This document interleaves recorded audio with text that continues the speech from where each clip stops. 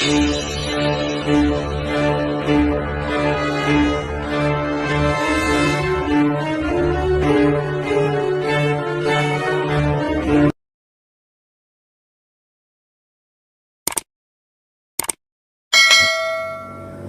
guys, kembali lagi di aku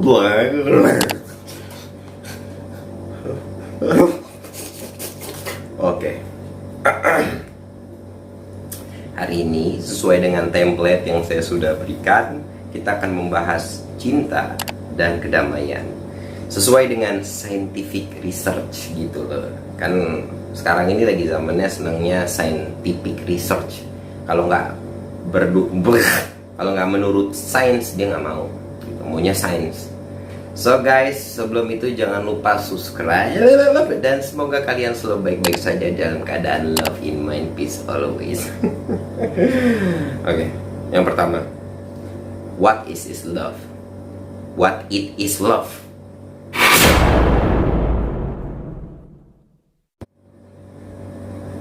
Oke, yang pertama, apa itu cinta? Cinta adalah sebuah jaringan yang kuat dan positif emosional. Begitu pula mental state. Dan dia divirtualkan dengan kebiasaan yang baik, guys. Dan membuat personal seseorang tuh berubah. So ini gue kutip langsung dari Wikipedia. Kita langsung cari tahu artinya dari cinta tersebut.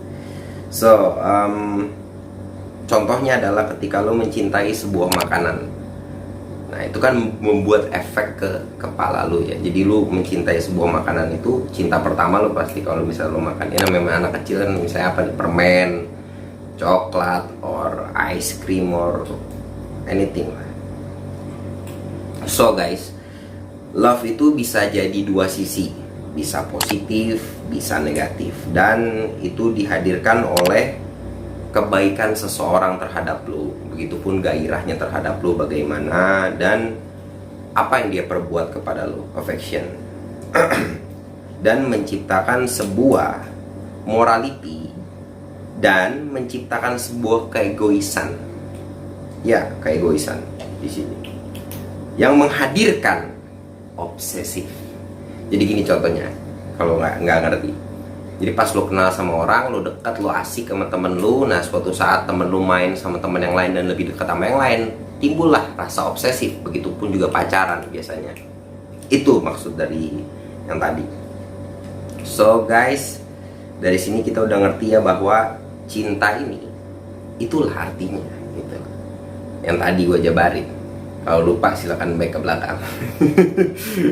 Dan dia menciptakan beberapa kreativitas dari otak kita. Makanya kebanyakan orang-orang yang memiliki kreativitas tinggi biasanya playboy atau playgirl kayak gitu guys. So kita langsung ke scientific researchnya bagian kedua.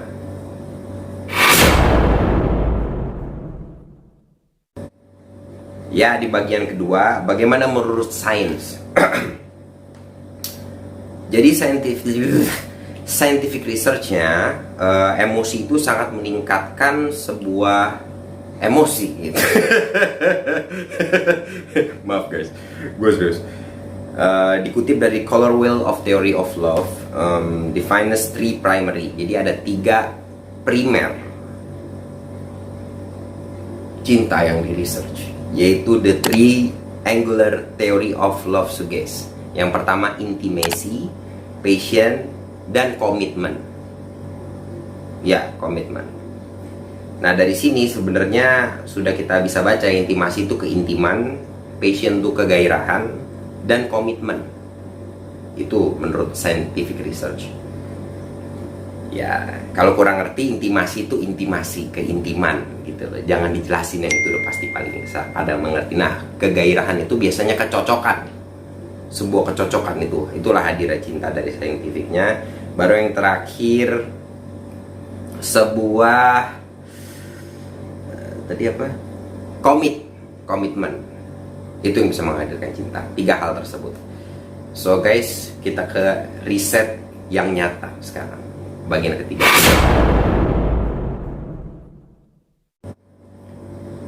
Oke guys, itu kurang lebih dari scientificnya. Begitupun juga dari pandangan cintanya itu sendiri. Itulah arti cinta. Tapi guys, kalau dari research yang pertama, menurut kita pribadi masing-masing adalah no memory, no love. Benar nggak? Sebagian contoh gini, no memory, no love. Kalau nggak ada pertemuan ya nggak ada cinta. Sekarang gini, kalau lo punya pacar, istri, teman baik, or siapapun, lo kepentok palanya pasti lupa sama dia. Nah kalau lupa sama dia yang tinggal apa? Just empati kan, bukan love dong.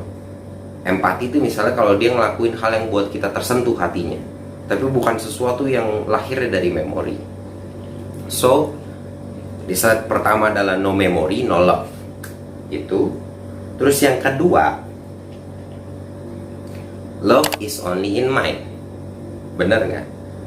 Sometimes kita bisa membenci seseorang, sometimes kita bisa cinta banget seseorang. Contoh misalnya, lo punya teman baik. Nah teman baiknya ini tiba-tiba menselingkuhi lu dengan membohongi lu, atau dia melakukan hal yang lo gak suka. Udah pasti kan benci, cintanya hilang. So cinta itu cuma ada di otak, bener gak guys? So singkat kata cinta itu ilusi. Bener ya? Nah tadi menurut scientific researchnya tuh triangular itu kan ada intimasi, passion, sama komit. Betul ya? Nah kalau nggak ada komit pasti nggak ada passion. Kalau nggak ada passion nggak ada nggak ada intimasi, nggak ada keintiman. Gitu. So yang terakhir, ya tadi yang terakhir, gue udah jelasin. Mau, ya komit is the passion. Komitmen melahirkan sebuah kegairahan. Kalau nggak ada komit, nggak ada gairah. Contoh lo mau bisnis, berapa persen ke temen lu, pastikan dari komitmen itu lu jadi bergairah, gitu. Nah begitupun juga percintaan, begitupun juga apapun sebenarnya. No commit, no passion, no intimasi. Seperti itu guys.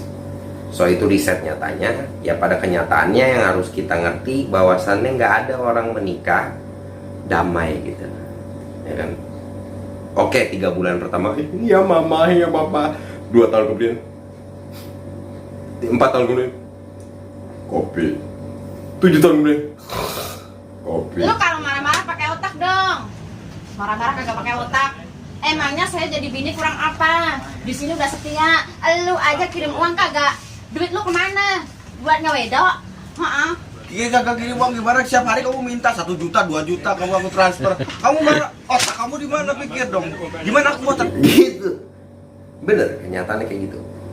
So that's why kenapa orang-orang zaman dahulu tuh pergi jauh atau berpuasa menyendiri untuk mengembalikan komitmen tersebut untuk menjadi gairah dan intimasi kembali. Jadi kayak di research, kalau di Islam, umat Islam tuh puasa gitu, puasa dulu.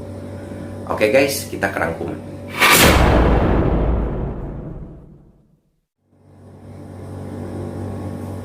Oke, di rangkumannya adalah simple banget. Yang pertama, kenapa sesuai dengan template fotonya Ukraina is peace and love? Please lah, kita harus damai. Aku jatuh. Yang pertama, kalau kalian tahu, ini adalah senjata yang digunakan, sangat berbahaya loh love ini, yang digunakan oleh banyak kejahatan di muka bumi ini. Seperti yang tadi kita bacakan, cinta ini bisa jadi bad or good, bisa jadi obsesif or positif, gitu loh guys. Jadi nggak positif negatif, itu bisa dipakai, digunain. Salah satu contohnya adalah politik divide et impera yang digunakan oleh Amerika Serikat. Zaman PKI dulu ya, komunis, ada yang namanya Rusia sama Cina tuh kerjasama sangat baik dulu, dipecah oleh politik divide et impera. Jadi divide et impera itu bukan hanya ada di Indonesia guys, di luar juga ada gitu loh. Mereka menggembar-gemborkan kedamaian dan cinta, padahal tujuan mereka adalah nego mau beli sesuatu, mas pion, salah. Jadi tujuan mereka adalah negatif. Mereka memecah komunis untuk mereka bisa kuasai. Ini waktu itu Uni Soviet, Presiden Stalin ya. pemikirannya komunisme itu dari Marxisme, yang dari Lenin kayak gitu. Pokoknya intinya divide et impera itu diciptain untuk itu. So guys, hati-hati dengan love itu sendiri, karena divide et impera itu yang menggunakan itu. Jadi bukan di kita aja nih di Indonesia yang di divide et impera antar suku, bukan. Disuruh perang antar Sunda dan Jawa dan lain-lain, itu bukan di sini aja, tapi di luar juga, Uni Soviet, Cina dan lain-lain. Walaupun syukurnya sekarang sudah bersatu lagi mereka. Begitu. Itu yang pertama. Dan kedua,